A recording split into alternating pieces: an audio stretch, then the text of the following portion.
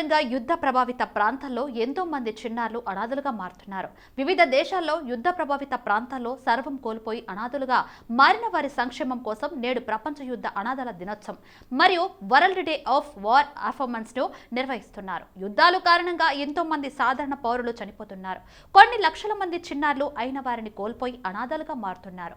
రెండవ ప్రపంచ యుద్ధం సమయంలో 9 లక్షల కంటే ఎక్కువ మంది పిల్లలు అనాథలుగా మారినట్లు నివేదికలు చెబుతున్నాయి.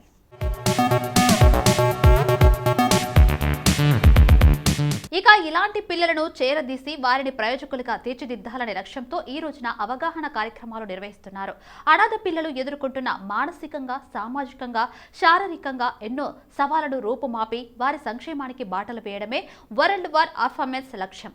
ఈ సంవత్సరం థీమ్ యుద్ధం బాధిత పిల్లల కోసం నిలబడటం మరియు ఈ పిల్లలు ఎదుర్కొనే సవాళ్లు మరియు వారి అవసరాలను ఉత్తమంగా ఎలా తీర్చాలనే దానిపై ప్రపంచ దృష్టిని కేంద్రీకరించడం.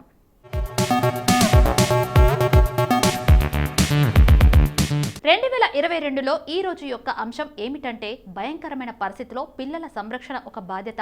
ముఖ్యంగా మహమ్మారి నేపథ్యంలో 2021 సంవత్సరం థీమ్ సంఘర్షణ ఫలితంగా అనాథలుగా మారిన పిల్లలపై అవగాహన పెంచాల్సిన అవసరంపై దృష్టి సారించింది. 2019లో world day of war affirmance campaign లక్ష్యం యుద్ధ సంబంధిత అనాథ పిల్లల పట్ల ప్రజల్లో అవగాహన పెంచడం. దీని ఇతివృత్తం హింస యొక్క చక్రాన్ని అంతం చేయడం, యుద్ధ అనాథలను రక్షించడం, యుద్ధ అనాథలకు మద్దతు ఇవ్వడం, అందరికీ బాధ్యత మరియు యుద్ధం కోసం అనాథలు, శాంతి కోసం ఒక వాయిస్. 1732 ఈస్ట్ ఇండియా కంపెనీకి మొదటి గవర్నర్ జనరల్ వారెన్ హేస్టింగ్స్ జన్మించారు. 1907 భారత స్వాతంత్ర పోరాటానికి సంబంధించిన మొదటి దోపిడీ ఘటన చింగరిపోత రైల్వే స్టేషన్లో జరిగింది. 1987 బెగ్ 29 బాస్గా పేరు మార్చబడిన భారత వైమానిక దళంలో చేరింది.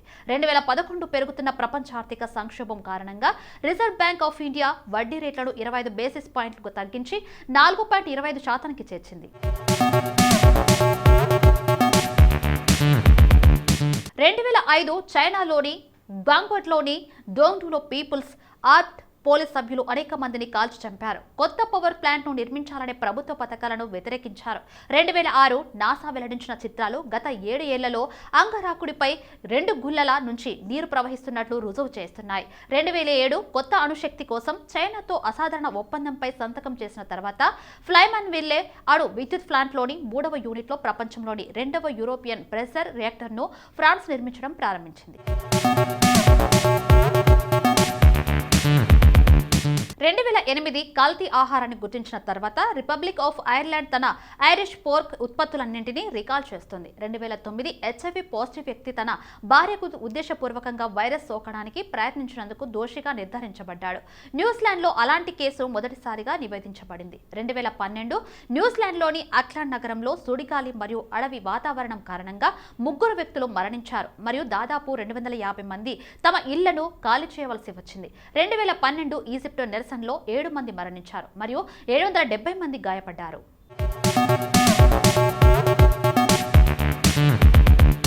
జయంతి ప్రసిద్ధ దక్షిణ భారత సినిమా నటి. ఆమె అసలు పేరు కమలా కుమారి. శ్రీకాళహస్తిలో పుట్టి పెరిగిన ఈమె తెలుగు సినిమాల్లో నటన ప్రారంభించి కన్నడ సినీ రంగంలో రాజ్ కుమార్ కు సమానంగా అభిమానులను సంపాదించుకున్నారు. ఈమె తెలుగు, కన్నడ, తమిళ, మలయాళ, హిందీ భాషలో సుమారు 500 సినిమాల్లో నటించారు. జయంతి 1945 జనవరి 6న శ్రీకాళహస్తిలో జన్మించారు. చిన్న చిన్న వేషాలు వేస్తున్న రోజుల్లో కొంతమంది నిరుత్సాహపరిచిన పట్టుదలతో కష్టపడి పైకొచ్చారు. కన్నడ చిత్రసీమలో జయంతి స్థానం ఉన్నతమైనది. కన్నడ మెగా హీరో రాజ్ కుమార్ తో అందరూ హీరోయిన్ల కన్నా ఎక్కువగా 30 సినిమాలలో జయంతి నటించారు. ఆమె మాతృభాష తెలుగైన కన్నడం చాలా చక్కగా మాట్లాడతారు. ఆమె అసలైన కన్నడ నటి అని కన్నడ ప్రేక్షకులు భావిస్తారు.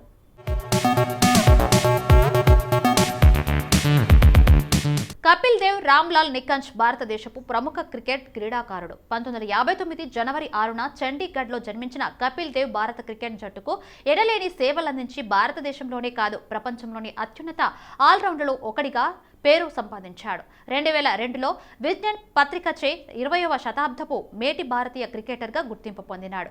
సారథ్యం వహించిన ఏకైక ప్రపంచ కప్ 1983లో భారత్ను విశ్వ విజేతగా తీర్చిదిద్దాడు. అంతర్జాతీయ క్రికెట్ నుంచి నిష్క్రమించే నాటికి అత్యధిక టెస్ట్ వికెట్లు సాధించిన బౌలర్గా రికార్డు సృష్టించాడు. 1999 అక్టోబర్ నుంచి 2000 ఆగస్టు వరకు 10 మాసాల పాటు భారత జట్టుకు కోచ్గా వ్యవహరించాడు.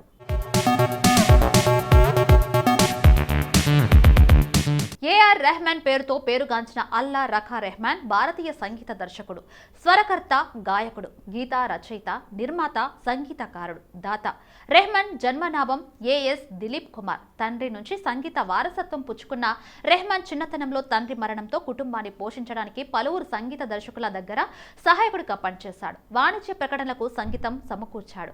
తర్వాత మణిరత్నం దర్శకత్వంలో వచ్చిన రోజా చిత్రానికి కూర్చిన సంగీతంతో మంచి పేరు వచ్చింది. మొదటి సినిమాతోనే ఉత్తమ సంగీత దర్శకుడిగా జాతీయ పురస్కారం దక్కింది. రెహమాన్ అసలు పేరు ఏఎస్ దిలీప్ కుమార్. ఏఆర్ రెహమాన్ జనవరి 6, 1967న జన్మించారు.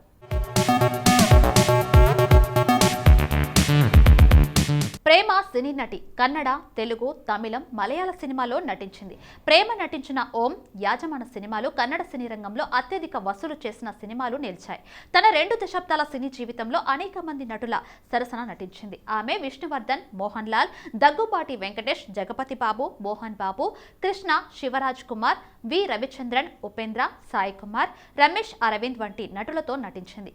ప్రేమ 1977 జనవరి 6న బెంగళూరులోని కావేరి కొడవ సంఘానికి చెందిన నెరవండ కుటుంబంలో జన్మించింది. హెబ్బా పటేల్ భారతీయ చలనచిత్ర నటీమణి, నృత్యకారిణి, ప్రచారకర్త. తెలుగు, తమిళ, కన్నడ చిత్రాలలో నటించింది. హెబ్బా పటేల్ 1989 జనవరి 6న మహారాష్ట్రలోని ముంబైలో జన్మించింది. హెబ్బా పటేల్ 2014లో వచ్చిన తిరుమణం ఎనుమ్నికా చిత్రం ద్వారా తమిళ సినీ రంగంలోకి అడుగుపెట్టింది. కానీ కన్నడంలో వచ్చిన అధ్యక్ష తొలి పరిచయం చిత్రం మొదటగా విడుదలైంది. 2014లో వచ్చిన అలా ఎలా అనే చిత్రం ద్వారా తెలుగు తెరకు పరిచయమైన 2015లో వచ్చిన కుమారి 21F హెబ్బా పటేల్కు గుర్తింపునిచ్చింది.